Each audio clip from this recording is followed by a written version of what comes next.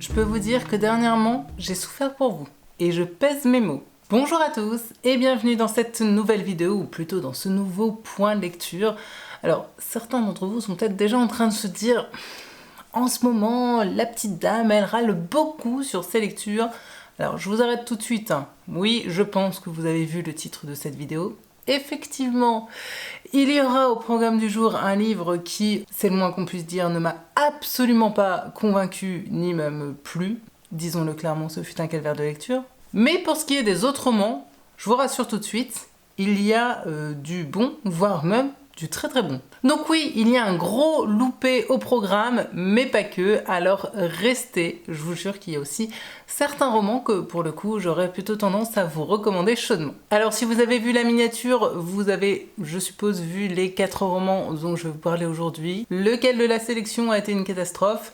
Les paris sont ouverts, allez-y, dites-moi ça en commentaire, on verra à la fin de la vidéo si vous avez eu raison ou pas. Et je vous propose donc de tout de suite débuter. Alors, comme d'habitude, je vais donc prendre les romans tels qu'ils sont posés là devant moi, sans aucun ordre chronologique ou ordre d'appréciation. Et le premier livre de la sélection du jour est une petite relique de ma palle parce que, croyez-moi, ça faisait plusieurs années qu'il attendait gentiment sur son étagère que je vienne l'en déloger. C'est donc chose faite puisque j'ai lu Petit meurtre entre voisins de Saskia North aux éditions Folio. Noort.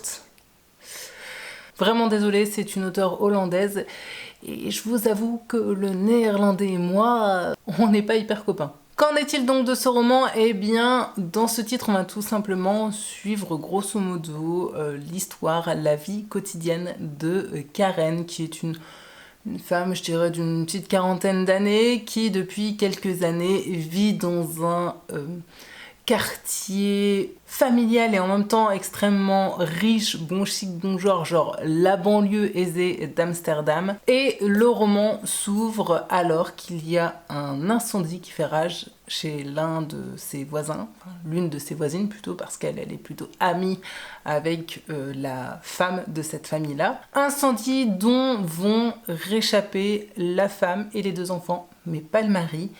Et de là, on va alors avoir une double temporalité, non seulement bien sûr au présent pour voir l'après-incendie et voir un petit peu de quelle façon ça va remuer tout ce groupe et ce microcosme de voisins / amis qui sont tous proches, ou en tout cas pensent l'être, et tous aussi très liés les uns les autres, par l'argent mais pas que, ainsi que des excursions dans le passé qui vont nous permettre, bien sûr, comme d'habitude, d'en apprendre plus justement sur nos différents protagonistes et les liens qui peuvent les unir les uns aux autres. Alors, il y a quelques années de ça, et les plus anciens qui suivent la chaîne vont peut-être s'en souvenir, j'avais lu un autre roman de Saskia North, qui s'intitulait Retour sur la côte, que j'avais globalement plutôt bien aimé dans ce genre petit thriller domestique, même si certains points étaient largement perfectibles.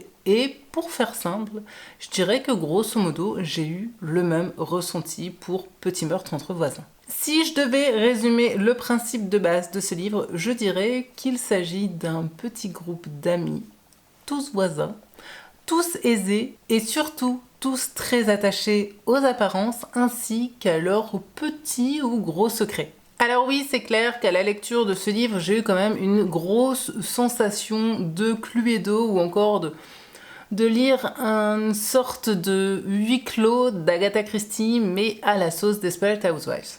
Le problème, c'est qu'avant de lire ce livre-ci, j'avais déjà lu Petit secret, grand mensonge de Liane Moriarty, et que si l'on est sur le même type de roman, sur le même principe de base, j'ai trouvé Petit meurtre entre voisins, ma foi, quand même bien moins réussi. Tout d'abord, et c'est vraiment l'une des choses qui m'a un peu posé problème, c'est que bien souvent, j'avais un peu de mal à m'y retrouver entre les différentes temporalités. Parce que comme je le disais, si ce roman s'ouvre vraiment sur cette scène d'incendie suite à laquelle on va découvrir un corps, on va avoir de nombreux passages post-incendie dans lesquels on va principalement suivre l'installation dans ce quartier de notre narratrice, puis les suites de cette installation. Et aucun système n'est mis en place pour que l'on puisse tout de suite identifier dans quelle temporalité on va se situer, ce qui fait que j'avoue, parfois, ma lecture était un petit peu brouillonne et fastidieuse. Ensuite, pour ce qui est de l'ambiance générale, je dirais que pour le coup, elle était plutôt bien réussie. Personnellement, j'étais vraiment plongée au cœur de cette banlieue aisée dans laquelle on sent tout de suite que les apparences sont assez importantes. Pour ça, donc, c'était très réussi, comme je vous dis, ce côté apparence avant tout et faux semblant. Par contre, c'est vrai que, à titre personnel, j'aurais vraiment apprécié me sentir en Hollande, ressentir vraiment une ambiance propre à ce pays. Or, là, pour le coup, ce ne fut pas le cas. En fait, l'empreinte, je dirais, propre à ce pays n'est absolument pas développée, hormis le fait qu'il se déplace très souvent en vélo. Finalement, sorti de ça, l'histoire aurait très bien pu se passer dans une banlieue américaine. Avec Petit meurtre entre amis, on est pour moi vraiment dans du pur thriller domestique. On a un nombre de personnages, ma foi, assez restreint, et pourtant, malgré ça, c'est vrai que parfois j'avais un peu du mal à identifier clairement qui était qui. On est aussi dans ce type de récit dans lequel l'enquête est menée en majeure partie par Karen, donc notre narratrice et l'une des différentes voisines, et aussi un tout petit peu par une autre femme flic. Mais j'ai trouvé que, personnellement, l'auteur aurait peut-être mieux fait de carrément se passer de ce personnage parce que, à titre personnel, je l'ai trouvé tout sauf crédible. Que ce soit dans sa façon de parler ou sa façon d'agir, ça sonnait faux et presque j'ai trouvé que c'était risible par moments. Alors, l'histoire en elle-même n'est pas désagréable du tout et je dois même reconnaître que, en globalité, je me suis plutôt bien prise au jeu d'essayer de comprendre qui était la personne qui tirait toutes les ficelles, mais c'est vrai que malheureusement, pour ma part, j'ai trouvé que c'était une histoire qui manquait vraiment de crédibilité. J'ai également noté par moments un vrai problème, là aussi, dans les dialogues qui parfois ne me semblaient pas réalistes et ça a contribué à cette sorte de ressenti général, de manque de crédibilité et de possible que l'on attend d'une histoire qui concrètement prend place dans un quotidien lambda qui peut être celui de pratiquement chacun d'entre nous et dans lequel du coup on a besoin de retrouver, je trouve, certains marqueurs de crédibilité qui nous font penser que cette histoire quelque part pourrait presque nous arriver. Alors vous me direz, pour ce qui est des dialogues, est-ce là tout simplement un problème de traduction ? Bon, bah pour le coup, je ne saurais vous le dire, puisque comme vous l'aurez compris, je ne parle absolument pas le néerlandais et que je n'ai pas lu ce titre dans sa version originale.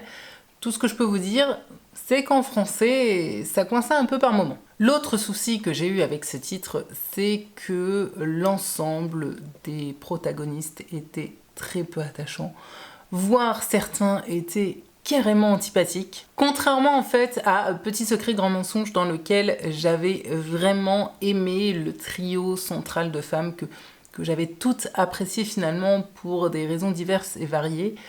Ici, je vous avoue que je n'ai finalement apprécié aucune des femmes qui nous étaient présentées, que je ne me suis attachée à aucune d'entre elles et que je me moquais du coup bien de ce qui pouvait leur arriver et en toute logique, j'étais donc assez peu investie dans ma lecture.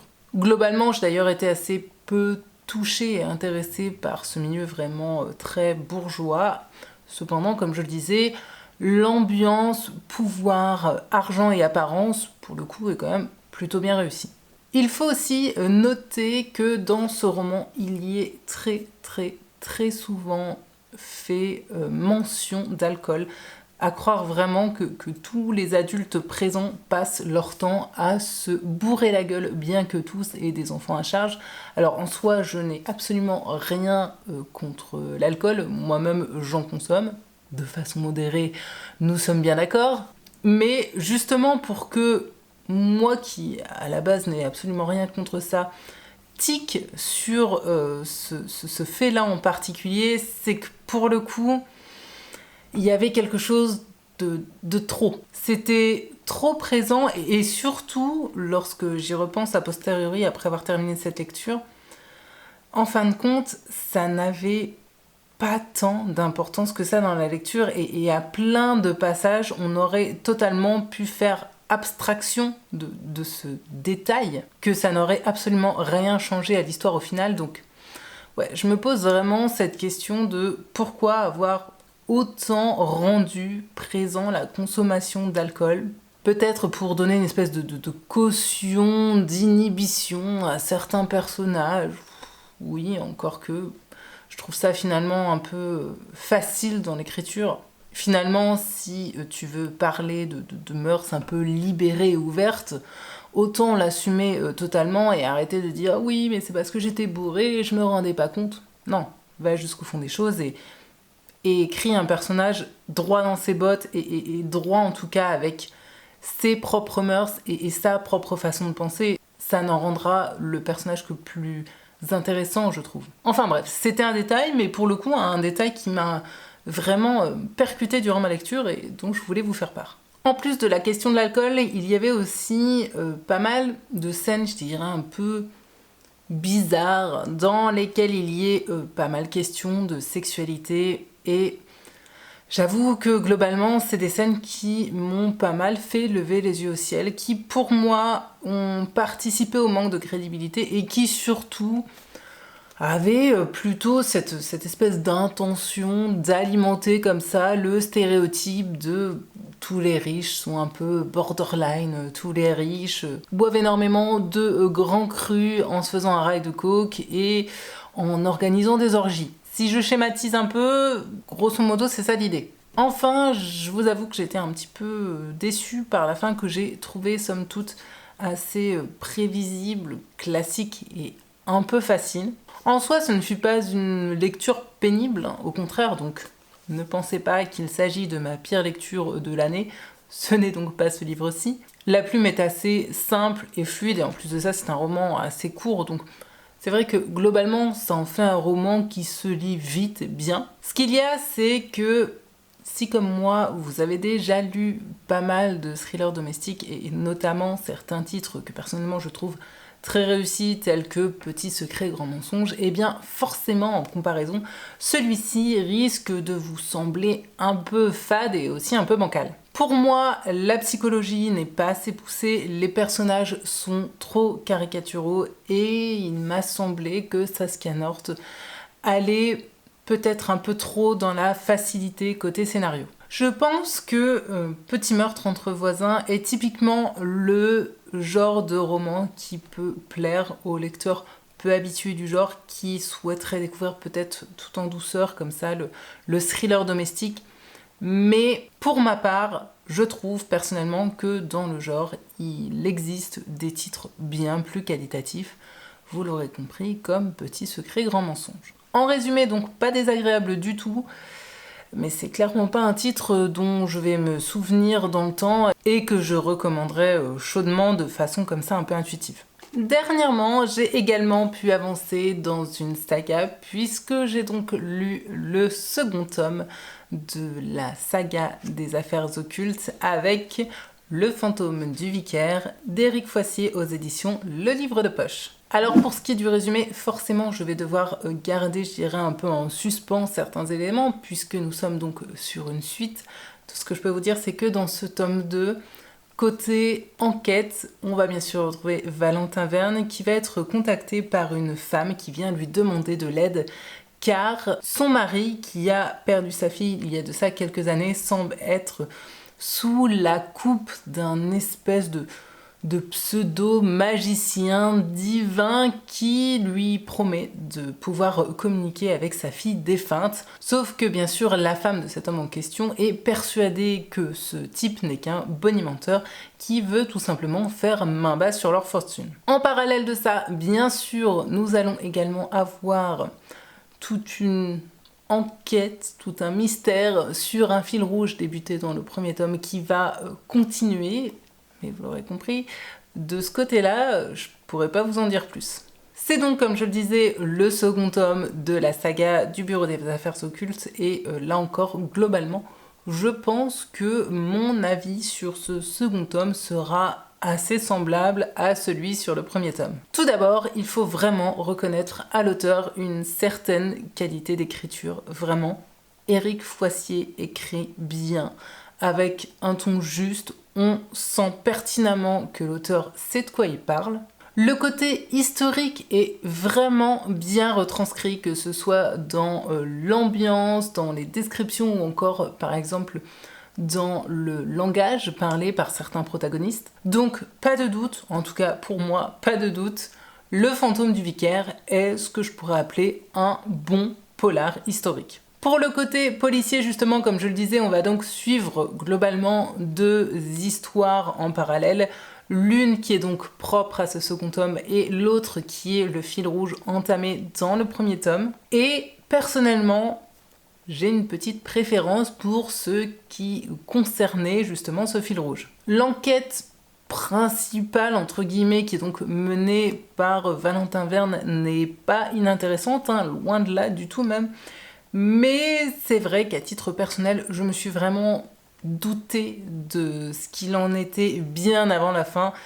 Forcément, le dénouement a pour ma part manqué du coup un peu de surprise. Cependant, j'ai plutôt bien aimé les thématiques et l'univers abordés dans ce tome-ci, puisque on va nous plonger grosso modo dans l'arrivée du spiritisme et de cette mouvance un peu mystique qui est apparue à peu près à l'époque dont il est question dans ce roman. Comme dans le premier tome, Valentin Verne va ici une fois de plus s'appuyer non seulement sur son espèce de grande capacité d'observation, mais également sur ses connaissances profondes, notamment en termes de sciences, pour pouvoir faire la lumière sur les différents mystères. Et personnellement, c'est quelque chose que j'apprécie beaucoup. Alors, il faut savoir qu'entre la lecture du premier tome et du second, j'ai fait mes petites recherches et j'ai donc appris qu'en plus d'être auteur, Éric Foissier est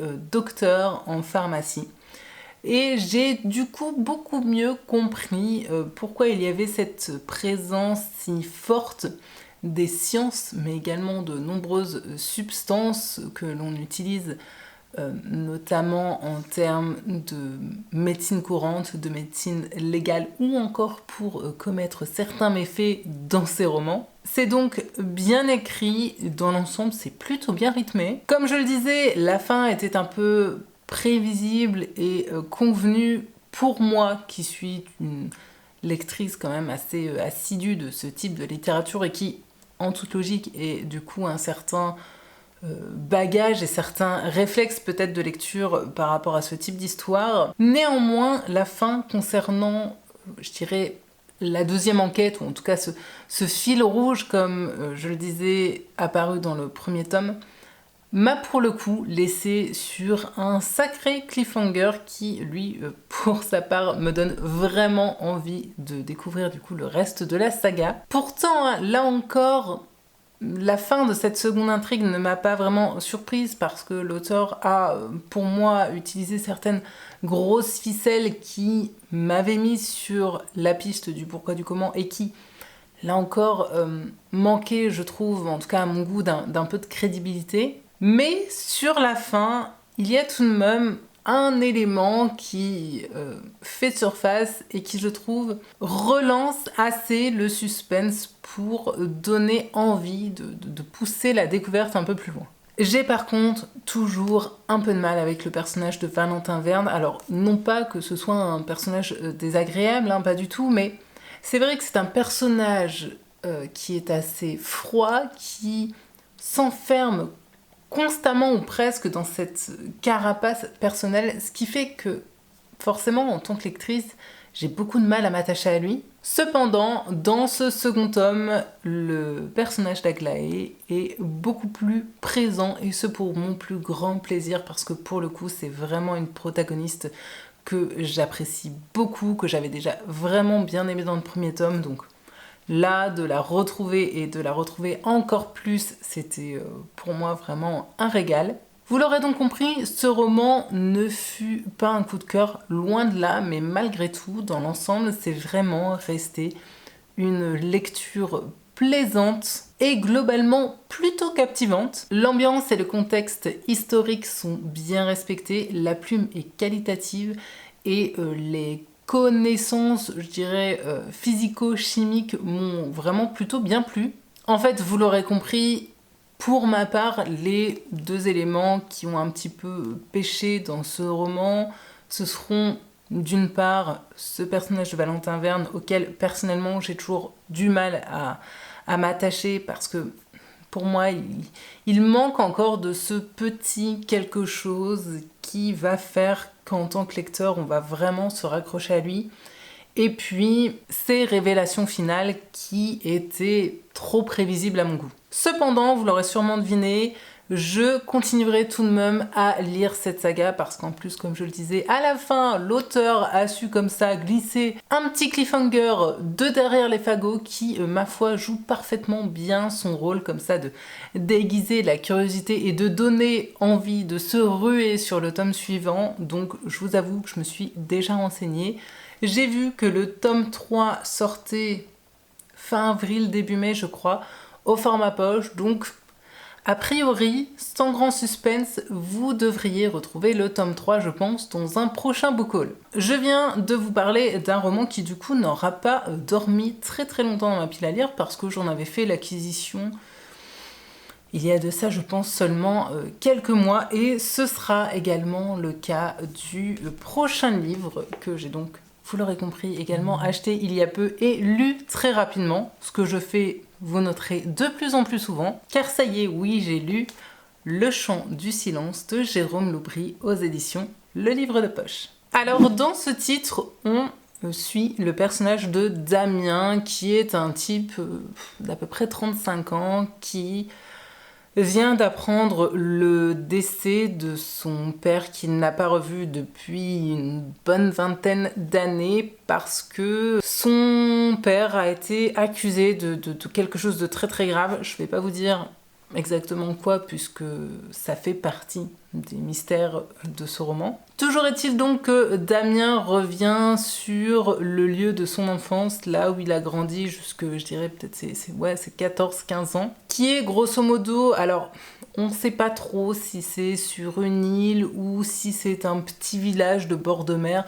Toujours est-il que c'est vraiment un lieu, un petit village de marins où tout tourne autour de la pêche. D'ailleurs, le père de Damien était bien sûr pêcheur. Et là encore, sans grande surprise parce que c'est un procédé qui est très souvent utilisé, on va se retrouver avec deux temporalités, l'une au présent et l'autre dans laquelle on va donc revenir justement sur l'enfance ou plutôt l'adolescence de Damien qu'il a donc passé à cet endroit-ci entouré de son amoureuse de l'époque et aussi son meilleur ami de l'époque qui était donc Oriane et Gustave si j'ai bonne mémoire. Alors jusque-là c'est vrai que j'avais lu des romans de Jérôme Loubry qui étaient plutôt dans la plus pure veine je dirais du thriller et du roman policier, alors qu'avec Le Chant du Silence, j'ai plutôt eu l'impression de lire une sorte de roman contemporain qui, petit à petit, glisse vers le roman noir, et ma foi, c'est quelque chose que j'ai vraiment bien apprécié. C'est donc un roman de l'auteur assez différent de ce que j'ai pu lire de lui jusque présent, même si, au fond, Loubry continue à faire du Loubry en jouant pas mal avec les apparences et les faux semblants. C'est devenu un peu pour moi quand même sa patte et une sorte de marque de fabrique. Et je me dis que peut-être certains d'entre vous aimeraient un petit peu plus d'explications à ce propos, mais vous vous en doutez, là encore je suis obligée de rester un peu vague pour garder justement tout le mystère des histoires proposées par cet auteur. Dans l'ensemble, j'ai beaucoup aimé cette histoire. Alors, tout d'abord, j'ai vraiment apprécié, je dirais là encore, l'ambiance globale. Tout du long, on est vraiment sur cette côte qui sent les embruns, où l'on entend le bruit des vagues, le cri des mouettes, où l'on voit passer tout le temps ces bateaux et ces marins drapés dans leur ciré. Je n'ai vraiment eu aucun mal à imaginer, à me représenter ce petit bout de terre un peu paumé qui soit entièrement tourné vers la mer et dans lequel la jeunesse n'a malheureusement pas grand-chose pour occuper ses journées. J'ai beaucoup aimé le trio formé par Damien, Oriane et Gustave, qui, je vous l'avoue, par moments m'a un petit peu rappelé le Club des ratés que l'on retrouve dans ça de King, même si on n'est quand même pas tout à fait sur la même chose, et s'il y a beaucoup plus d'enfants dans le Club des ratés que dans ce petit trio, mais je sais pas. Je sais pas d'ailleurs si l'auteur est un fan de King. Si vous avez d'ailleurs une info à ce sujet, n'hésitez pas à me le dire en commentaire, mais ouais, j'ai vraiment, en tant que lectrice, j'ai ressenti comme ça une petite inspiration kingienne qui, forcément, personnellement, n'était vraiment pas pour me déplaire. J'ai aimé cette sorte de mélancolie, mais aussi d'insouciance et de candeur qui se dégageait des chapitres passés. La construction narrative dans l'ensemble est plutôt bien maîtrisée, mais c'était aussi le cas dans les autres romans que j'ai pu lire de lui, donc je dirais qu'à ce niveau-là, j'ai absolument pas été surprise. Au contraire, j'aurais été plutôt déçue si ce n'avait pas été le cas.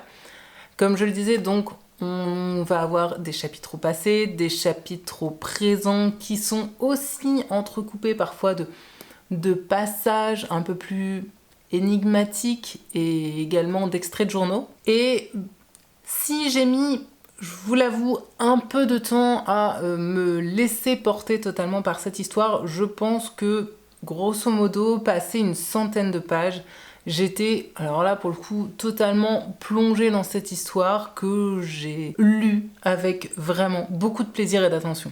Petit à petit, comme ça, les questions font surface, le suspense s'insinue au compte-gouttes, la montée en pression se fait vraiment tout en douceur et de façon crescendo. Finalement, j'ai juste peut-être trouvé la fin un peu rapide, et en même temps, là encore, a posteriori, je me dis, aurait-il vraiment été utile de la faire plus traîner en longueur ? J'en suis pas tout à fait certaine non plus. Ça, c'est magnifique, Reed. C'est ce qu'on appelle de la vie tout à fait tranchée et construit. Vous m'excuserez, je vous avoue que je suis un petit peu fatiguée aujourd'hui. Je vais me recentrer et je vais essayer de vous sortir un avis un peu plus construit. Pour ma part, donc, s'il y a une chose vraiment qui m'aura un peu déçue dans cette histoire et qui fait que cette lecture restera une très bonne lecture mais ne sera pas un coup de cœur, c'est, comme je le disais, donc cette fin. Tout d'abord parce que, personnellement, Monsieur Loubry, je suis au regret de vous dire que j'avais tout compris à la moitié du roman. Je vous avoue que jusqu'à la fin, j'ai vraiment eu espoir de m'être trompée et de m'être faite de fausses idées, mais malheureusement, non. Tout ce que j'avais imaginé, était vrai et arrivait. Je n'ai donc pas du tout été surprise par le dénouement. Cependant, il est vrai aussi que du coup, cet élément qui pour ma part fut déceptif est dû en grande partie au fait que non seulement, comme je le disais, je suis une grosse lectrice de ce genre de thriller et de romans policiers, donc en toute logique, c'est vrai que désormais j'ai tout de même un certain bagage en la matière, que je commence à connaître certains schémas narratifs, certains types de retournement de situation ou de résolution de mystère, et en plus de ça, je commence aussi à avoir lu pas mal de titres du monsieur et que, par conséquent, je commence aussi à savoir un petit peu comment fonctionne Jérôme Loubry. Pour ma part, il est donc de plus en plus rare que les auteurs arrivent à vraiment me surprendre, mais bon, que voulez-vous, c'est le jeu et c'est la contrepartie au fait que j'apprécie ce genre de littérature et que en conséquence, j'en lis donc beaucoup. Hormis donc cette absence de surprise qui m'est tout à fait personnelle parce que je ne doute absolument pas que la résolution risque de vraiment surprendre certains lecteurs un peu moins habitués au genre. Je dois malgré tout noter que je déplore le fait que dans cette résolution, pour moi, l'auteur est un peu manqué de finesse. Je m'explique, ça n'a absolument rien à voir avec le côté waouh de la résolution, c'est le fait que l'un des personnages sur la fin a été dépeint avec des traits plus grossiers qui n'étaient pour moi nécessaires, et je suis persuadée que si Jérôme Loubry avait fait preuve de plus de nuances et de finesse dans l'écriture des derniers chapitres, son roman n'aurait fait que gagner encore plus en intensité et en émotion. C'est vraiment, je vous jure, compliqué d'arriver à faire des chroniques qui soient tout de même assez développées, tout en gardant toujours le suspense de ce type de roman policier, ou en tout cas de roman à mystère. Je devrais lire plus de jeunesse ou de contemporain ou que sais-je. Franchement, je crois que je me faciliterais vraiment la tâche. J'ai beaucoup aimé aussi le fait que dans Le Chant des Silences, l'auteur explore les thématiques des non-dits, des secrets et des silences, principalement dans le milieu familial, mais pas que. C'est un titre dans lequel il y est énormément question de filiation au sens large, de liens familiaux et aussi de construction identitaire au sein de la famille. J'ai d'ailleurs beaucoup aimé la façon dont l'auteur a ici abordé la parentalité et le fait qu'il ait également incorporé à son récit un sujet autour de cette parentalité qui soit encore aujourd'hui très tabou et que personnellement je rencontre très peu en littérature. Bien sûr, vous l'aurez compris, là encore, je ne peux vous en dire plus à ce sujet au risque de vous spoiler, mais c'est vraiment quelque chose que j'ai trouvé très intéressant, et en même temps, je trouve, en tout cas à titre personnel, que l'auteur n'est pas allé assez loin quant à cette thématique. En tout cas, personnellement, j'aurais vraiment apprécié qu'il développe beaucoup plus cette partie du roman. En résumé, donc, j'ai personnellement passé un très bon moment de lecture avec Le Chant des Sirènes, même si la fin était tout à fait prévisible à mon goût. Comme quoi, même en ayant en tête le schéma final, ça ne m'a pas du tout empêché d'adorer vraiment ce livre, parce qu'il n'y a pas que la résolution finale qui compte. Ce roman m'a donc tout à fait confortée dans mon idée que Jérôme Loubry est un auteur français à suivre, qui a un univers que j'apprécie plutôt bien et qui en plus de ça le mérite de proposer des histoires avec une empreinte qui lui est propre. Même si ce titre ne fut donc pas le coup de cœur auquel je m'attendais peut-être dans la lecture, allez, je dirais des peut-être 100 premières pages, il n'en reste pas moins que c'est un livre qui m'a vraiment, là encore, donné envie de découvrir, si possible assez rapidement, d'autres titres que je n'aurais encore pas lus de l'auteur. Et mine de rien, hein, petit à petit, j'avance quand même pas mal dans sa bibliographie et je pense qu'il ne m'en reste plus tant que ça à découvrir de lui. De mémoire, il me reste au moins Les Chiens de Détroit et le 12e chapitre, et peut-être encore un autre titre que là je n'ai plus en tête, mais ouais, au final, je commence à avoir bien écumé sa bibliographie, et quand j'y repense dans la globalité, bah, je dois dire que ouais, c'est vraiment un auteur que j'apprécie et que je suis toujours avec plaisir, et dont j'essaye du coup désormais toujours d'acheter les livres neufs, parce qu'il me semble important de le soutenir, car pour moi sa production est plutôt qualitative. Et au passage, je remercie Rose qui me l'avait chaudement recommandé en commentaire, en me disant attention, c'est un peu différent de ce qu'il fait d'habitude, mais ça n'en reste pas moins top. Et bien ma foi Rose, tu vois, je rejoins totalement ton avis. Et en parlant de Rose, la transition est du coup toute trouvée avec le 4e et dernier roman de ce point lecture, puisque je vais donc vous parler, pour clôturer cette vidéo, de Le Pacte des Mauvais Jours, le second tome de la trilogie Lady Helen, écrit par Alison Goodman et publié aux éditions Gallimard Jeunesse, que j'ai donc lu en lecture commune avec Rose. Et c'est là que le lien se fait. Et vous vous en doutez, puisqu'on arrive à la fin de cette vidéo, oui, c'est lui qui m'a posé souci. Alors je ne vais pas vous faire de résumé de ce second tome, et d'ailleurs je vais aller tout de suite le poser là derrière moi, parce que je sais pas si vous vous rendez compte de la bricasse qui est ce livre et du poids qu'il peut faire, et je vais peut-être pas passer toute ma chronique à le tenir comme ça à bout de bras, donc excusez-moi, je vais le poser là derrière moi et vous et moi on reprend juste après. Bien, le pavé étant désormais posé, je suis quand même plus à l'aise pour vous parler. Alors comme je vous disais, je vais pas vous faire de résumé parce qu'il s'agit d'un tome 2 et clairement c'est une suite directe. Mais je vais du coup peut-être vous parler vite fait de l'histoire du tome 1, ou en tout cas du début du tome 1. Alors dans le premier tome, on va donc faire la rencontre de Lady Helen, qui est une orpheline qui vit malgré tout dans la bourgeoisie anglaise. L'histoire se situe à Londres durant la période victorienne. Lady Helen va donc faire ses débuts dans le grand monde. Elle va être présentée à la haute société pour, bien sûr, comme à l'époque, trouver un mari, puisque, ma foi, l'a été le seul but des femmes de la haute société. Sauf que, bien sûr, tout ne va pas se passer comme prévu, loin de là, que Lady Helen va découvrir certaines choses par rapport à sa famille, notamment à sa mère, et qu'elle va aussi découvrir l'existence du club des mauvais jours, qui est, si je devais résumer grosso modo, une sorte de MI5 spécialisée dans les entités surnaturelles, dirons-nous. Grosso modo, une espèce d'équipe d'espions au solde de la reine pour faire le ménage parmi de drôles de bébêtes qui aspirent le flux et l'énergie des sujets de sa couronne et qui parfois vont jusqu'à les tuer.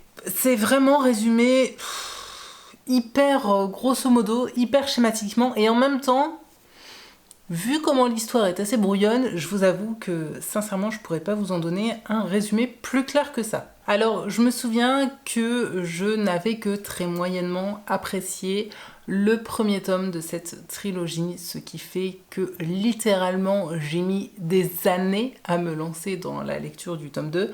Autant dire que lorsque Rose m'a proposé de faire une lecture commune sur ce livre, j'ai tout de suite dit oui, non seulement parce que Rose est quelqu'un que j'apprécie beaucoup, mais aussi parce que je me suis dit que vraiment, si je ne me lançais effectivement pas dans cette lecture avec quelqu'un à mes côtés qui potentiellement pourrait me mettre un petit coup de pied aux fesses, je n'aurais jamais ce déclic qui ferait que, ok, je le sortirai enfin de ma pile à lire. Heureusement donc que j'ai pu lire ce second tome en lecture commune, et malheureusement, comme vous l'aurez compris, ce fut un énorme flop.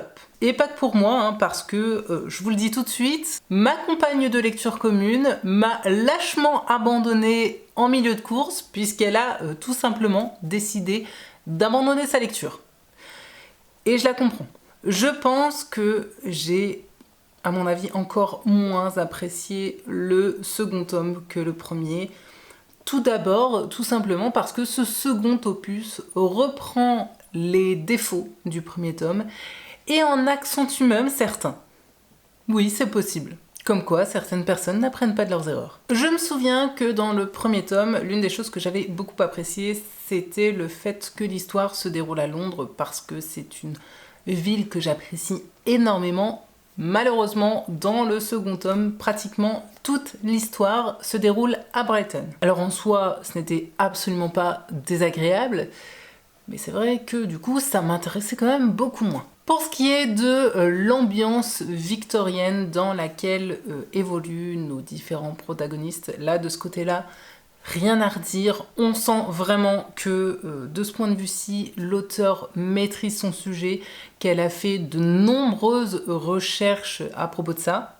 Personnellement, je suis ce genre de personne qui est toujours vraiment très curieuse et très emballée à l'idée d'apprendre de nouvelles choses. C'est d'ailleurs l'un des éléments que j'apprécie le plus dans les romans historiques, c'est le fait de pouvoir engranger comme ça de nouvelles connaissances au détour d'une fiction sur une période historique que je ne connais pas ou que je connais très mal, sur parfois des faits historiques réels ou encore des personnages historiques qui ont vraiment existé. Néanmoins, je trouve aussi que la façon dont cela est fait est extrêmement importante. Et c'est là où on voit la différence entre un bon auteur et un auteur qui vous donne l'impression de retourner sur les bancs de l'école face à un professeur tout sauf captivant. Par exemple, je trouve que le côté historique est parfaitement bien amené dans la saga du Bureau des Affaires Occultes d'Éric Foissier, dont je viens de vous parler juste avant, ou encore dans la saga Gabriel Joly, écrite par Henri Lovenbruck, dont je vous ai déjà parlé à plusieurs reprises sur cette chaîne. Ça se fond au récit, c'est amené de façon intelligente pour être intéressant sans pour autant être lourd. Or là, j'ai plus souvent eu le sentiment qu'Alison Goodman essayait surtout d'étaler sa science et de façon plutôt indigeste, un peu comme une sorte d'exposé d'élèves de 3e qui n'aurait pas su faire de choix quant à la construction de sa démonstration et qui du coup aurait tout mis par peur de manquer. Du coup, au final, eh bien, cet aspect du roman m'a plus barbé qu'autre chose.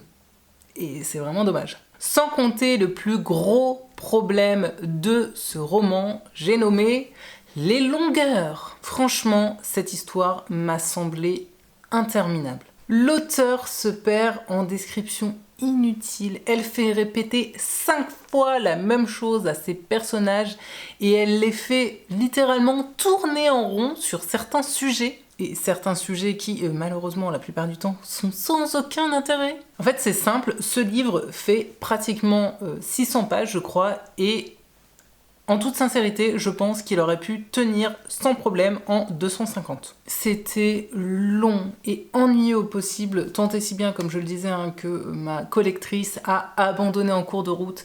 Et vraiment, je ne peux absolument pas lui en tenir rigueur. Pour ma part, sachez que je me suis vraiment accrochée à contre-cœur pour pouvoir venir vous en parler ici en toute connaissance de cause, mais je vous avoue aussi que j'ai lu certains passages en diagonale tellement je n'en pouvais plus. L'univers magique est compliqué pour rien et également mal amené et mal expliqué, ce qui fait que vraiment, par moments, on ne comprend pas vraiment ce qu'on dit, ce qu'on lit, et surtout aussi qu'on ne comprend pas au final les enjeux. Alors ok, je suis pas du tout une lectrice habituée aux univers de fantasy et de fantastique, mais j'ai vraiment pas du tout l'impression que cette trilogie ait été écrite pour les lecteurs vraiment férus et pointus de ce genre de littérature, pas du tout. Là, j'ai vraiment eu l'impression, le sentiment que c'était juste pas très bien écrit. D'ailleurs, y avait-il un véritable enjeu et suspense dans ce second tome ? Pas sûr, non. En fait, j'ai vraiment eu l'impression que le plus gros questionnement que l'on propose au lecteur dans ce second tome, c'est de savoir au final avec qui Lady Hélène risque de se marier. Autant vous dire que ça m'a moyennement captivée. Parce que, bien sûr, on retrouve notre triangle amoureux déjà amené dans le premier tome, mais encore plus ennuyeux. Oui, c'est possible. Il n'y a absolument aucune originalité dans ce triangle amoureux puisque, bien sûr, Lady Hélène est tiraillée entre le mec gentil issu de la haute mais un peu lisse à son goût et de l'autre côté l'espèce de pseudo bad boy au passé mystérieux, méchant mais pas tant que ça, avec lequel elle a une attirance magique contre laquelle elle ne peut pas lutter. Vous sentez là que ça m'a un peu gonflé ? Autant dire donc que cette romance à 2 balles m'a franchement pas mal pris la tête et que je n'en avais absolument rien à secouer. Alors oui, bien sûr, Alison Goodman n'est pas totalement folle, forcément elle va venir glisser quelques passages en faveur de l'émancipation de la femme et va tenter de faire de sa protagoniste principale une femme forte qui bien sûr est spéciale par rapport aux autres femmes, mais au fond j'avais vraiment ce sentiment que ses préoccupations étaient surtout tournées envers les deux messieurs qui lui tournaient autour. D'ailleurs les deux sont insupportables l'un comme l'autre. Voilà, moi je vous le dis, je n'ai absolument pas choisi de camp entre le gentil Selburne et le méchant Carlston. Pour moi, les deux étaient à mettre dans le même panier et merci bonsoir, envoyez-nous tout ça très très loin de notre protagoniste principale, histoire qu'elle puisse se concentrer sur des choses vraiment intéressantes. J'ai par contre beaucoup apprécié les personnages de Sprat, qui est une jeune fille des rues qui n'a pas froid aux yeux, ainsi que le personnage de Hammond, qui est un homme que l'on rencontre déjà dans le premier tome, qui gravite, on va dire, dans le cercle très proche de Lady Helen. Le problème étant que Alison Goodman n'a absolument pas poussé la psychologie ni la personnalité, je dirais, de ces personnages secondaires, ce qui est franchement dommage parce que pour moi, ils étaient bien plus intéressant et avait beaucoup plus de potentiel que notre espèce de trio central infernal. D'ailleurs, au travers du personnage de Hammond, elle aborde une thématique que j'ai trouvée hyper intéressante, d'autant plus dans ce contexte justement historique de la période victorienne. Malheureusement, là encore, elle l'a fait de façon tellement survolée. Et c'est dommage parce que c'est vraiment typiquement le genre d'axe de thématique au sein de son histoire qui aurait vraiment pu apporter une vraie épaisseur. Côté rythme, alors que je me suis profondément ennuyée durant les 500 premières pages, eh bien, sans grande surprise, tout se précipite dans les 100 dernières. Et puis, à titre personnel, parce que pour le coup, je sais que c'est quelque chose qui n'a pas dérangé Rose, moi j'ai eu un vrai problème avec la traduction et avec le travail éditorial qui a été fait, ou pas d'ailleurs, c'est à se demander, sur ce livre. Sans même parler des coquilles qui parfois font complètement perdre le sens d'une phrase, hein, quand par exemple vous avez pas PAS qui est remplacé par par ou vice versa, je ne sais plus, dans une phrase, eh bien forcément votre phrase n'a plus de sens. Hormis même ça, je n'ai eu de cesse dans ma lecture de buter à certains moments parce qu'à aucun moment la liaison n'est faite entre deux et Hélène ou entre deux et Hammond. Par exemple, au lieu d'écrire dans la chambre d'Hélène ou de la part d'Hammond, ils écrivaient donc dans la chambre de Hélène, de la part de Hammond. Et je vous jure que moi, personnellement, à chaque fois que je tombais là-dessus, ça me faisait tiquer. Je me disais, mais c'est pas possible. Vraiment, je sais pas, vraiment, moi, ça m'a dérangé. Alors peut-être que je suis une espèce de pseudo-psychorigide de la grammaire ou j'en sais rien, mais ouais, toujours est-il que vraiment, ça m'a fait buter dans ma lecture et que ça avait un côté vraiment dérangeant. De plus, dans le même genre, il y a tout un passage, enfin plusieurs passages même dans mes souvenirs, dans lesquels il manque des mots de négation dans les phrases négatives.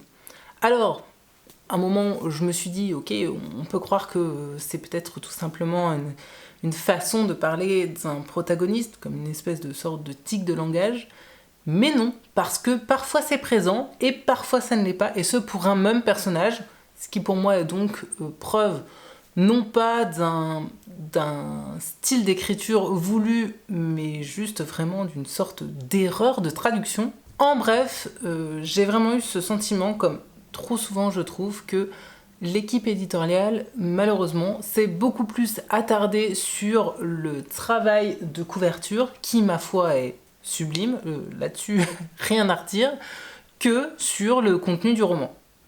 Alors c'est vraiment très sympa hein, de faire des choix de couverture parce que bah, ça attire le regard et ça donne envie, mais si c'est pour avoir un contenu qui soit fait par-dessus la jambe, bah perso ça m'intéresse pas. Je ne m'attarderai donc pas plus sur ce titre qui pour ma part fut un véritable calvaire de lecture. J'ai malheureusement, j'ai envie de dire, le tome 3 qui m'attend lui aussi dans ma pile à lire depuis maintenant des années.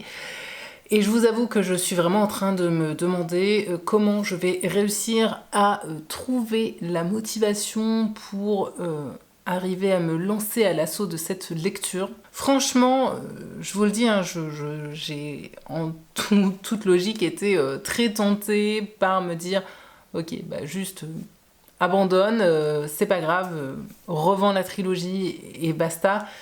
Et en même temps, j'arrive pas à me débarrasser non plus de ce sentiment de ok, mais ce serait quand même dommage de juste ne pas lire le dernier tome. En bref, vous l'aurez compris, pour ma part, cette trilogie de romances historiques et fantastiques est une énorme déception que personnellement je ne recommanderais pas. Je n'ai pas aimé le premier tome, je n'ai pas du tout aimé, j'ai même détesté le second tome. J'ai vraiment peur du coup de voir ce que peut donner le troisième, d'autant plus que là encore, il fait ses bonnes 600 pages. C'est ça le pire, c'est même pas, je vais me dire, ok vas-y, fais un effort, après tout le truc fait que 300 pages, ça va être vite passé. Non, non, même pas. Bref, voilà, va falloir que je m'y mette, mais en même temps j'ai pas envie. Que faire ? Je ne sais pas. Vraiment, là encore, pour l'instant, j'ai pas tranché. On verra. Et puis alors, ce qui m'a semblé assez surprenant, c'est que sur Livre Addict, le premier tome était plutôt bien noté, et alors le deuxième tome est super bien noté. Je crois qu'il a plus de 17 de moyenne. Donc moi, avant de commencer, je vois ça, je me dis chouette, je vais passer un super moment de lecture. Autant vous dire que j'ai très rapidement déchanté. Et je me suis dit, mais c'est pas possible. Est-ce que c'est Rose et moi qui avons un problème ? Parce que vraiment, notre ressenti de lecture était à l'opposé finalement de cette note et des commentaires que je pouvais lire sur Livre Addict au sujet de ce roman. Et bizarrement, quand j'ai fait mes petites recherches sur YouTube pour voir des vidéos dans lesquelles il pouvait y avoir des avis sur ce livre, et sur la trilogie en général, eh bien, alors, déjà, j'ai trouvé peu de vidéos qui parlaient des deuxième et troisième tomes. J'ai l'impression quand même que beaucoup se sont arrêtés au premier tome, et ce n'est peut-être pas pour rien. Et que tous les avis que j'ai pu écouter à ce sujet, pour le coup, étaient raccord avec ce que j'avais pu ressentir, c'est-à-dire d'énormes longueurs, une romance plutôt insupportable, des personnages plutôt insupportables. Bref, donc vraiment un espèce de gap énorme entre les avis que j'ai pu trouver sur Booktube et les avis que j'ai pu lire sur Livre Addict. Et ça, je vous avoue que là, comme ça, j'ai un peu du mal à expliquer. Bref, pour l'instant, hormis les abandons purs et durs, je pense pouvoir dire sans trop me tromper que cette lecture est actuellement la pire que j'ai pu faire depuis début 2024. Mais bon, c'est pas grave, ça fait aussi partie de la vie d'une lectrice et de la vie d'une chroniqueuse littéraire comme moi. Je vais passer à autre chose, je vais essayer pour mes prochaines lectures de choisir peut-être des, entre guillemets, valeurs sûres pour ma part, pour essayer de me relancer un peu dans un bon rythme de lecture, parce que je vous avoue que là, ça m'a un petit peu cassé. Et puis voilà, en espérant du coup pouvoir refaire rapidement un point lecture qui soit, j'ose espérer, 100% positif. Du coup, si vous avez en tête des titres de romans, alors principalement en thriller et polar, parce que c'est ce que j'ai le plus dans ma pile à lire, mais pas que, parce que je n'ai pas non plus que ça, à me recommander voilà, vraiment de titres qui vous ont bâmé, qui vous ont tout de suite chopé, qui vous ont embarqué tout au long de la lecture, eh bien, n'hésitez pas à m'en faire part en commentaire, parce que là, j'ai vraiment envie et besoin de titres qui m'embarquent avec eux, qui me filent le sourire, qui me surprennent et dont je ressorte en me disant « Waouh, c'était trop chouette !» Donc voilà, je compte sur vous. J'espère en tout cas que mes avis vous auront été utiles. Si vous faites partie de ces gens qui avaient lu Lady Helen, s'il vous plaît, dites-moi quel est votre ressenti, parce que vraiment, j'adorerais avoir le retour d'autres lecteurs, histoire de peut-être comprendre ce qui ne l'a vraiment pas fait du tout avec moi. Sur ce, pour ma part, je vous retrouve donc aussi rapidement que possible sur cette chaîne, soit pour un autre point lecture, soit pour un vlog voyage lecture, soit pour un autre concept de vidéo, je ne sais pas. Comme d'habitude, vous le savez, je fais au mieux, et puis si vous voulez être tenu au courant, la meilleure chose à faire est encore tout simplement d'activer les notifications. Sur ce donc, j'espère que de votre côté vous faites de bien meilleures lectures que moi, et jusqu'à la prochaine, bien sûr, je vous souhaite paix, amour et littérature dans vos cœurs. Bye!